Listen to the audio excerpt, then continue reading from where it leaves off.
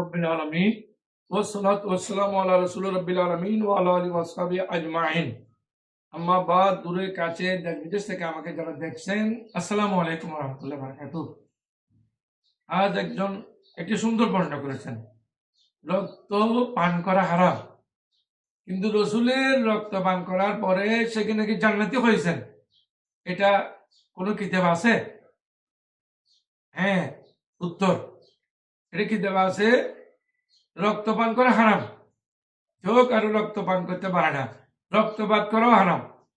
তবে একজন সাহাবী হঠাৎ করে রসুলের খেদমতে ছিলেন, রসুলের সেবায় ছিলেন, হঠাৎ করে রসুল করিম সাল্লাল্লাহু আলাইহি ওয়াসাল্লামের রক্ত মোবারক পান করে ফেলছেন।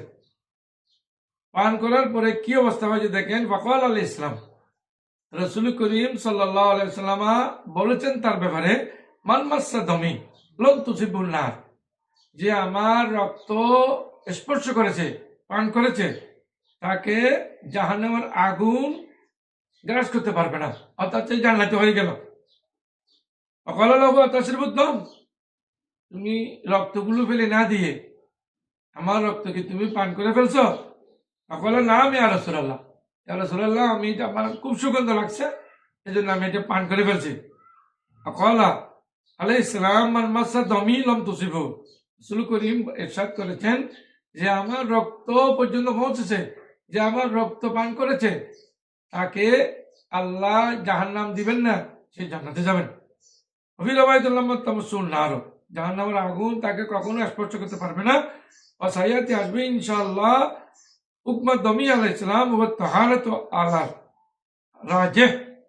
রাসূল করিম সাল্লাল্লাহু আলাইহি সাল্লামের রক্ত মোবারক পবিত্র, আমাদের রক্ত তো নাপাক, এটা খাওয়া নিষিদ্ধ, রক্ত পান করা নিষেধ।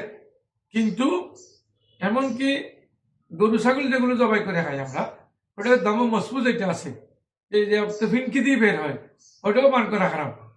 সুতরাং মানুষের রক্ত পান করা হারাম। রসুলের রক্ত পান করা, রক্ত মুবারক পান করার কারণে যে এখানে প্রাধান্য হলো যে রসুলের রক্ত মুবারক পবিত্র, এখানে না পাকে কিছু নেই। এবং রসুলের রক্ত মুবারক পান করার কারণে আল্লাহ রসুল তাকে জান্নাতি হিসেবে ঘোষণা দিয়েছেন। সুবহানাল্লাহ। আল্লাহ পাক আমাদেরকে বুঝার জন্য তৌফিক দান করুন, আমিন।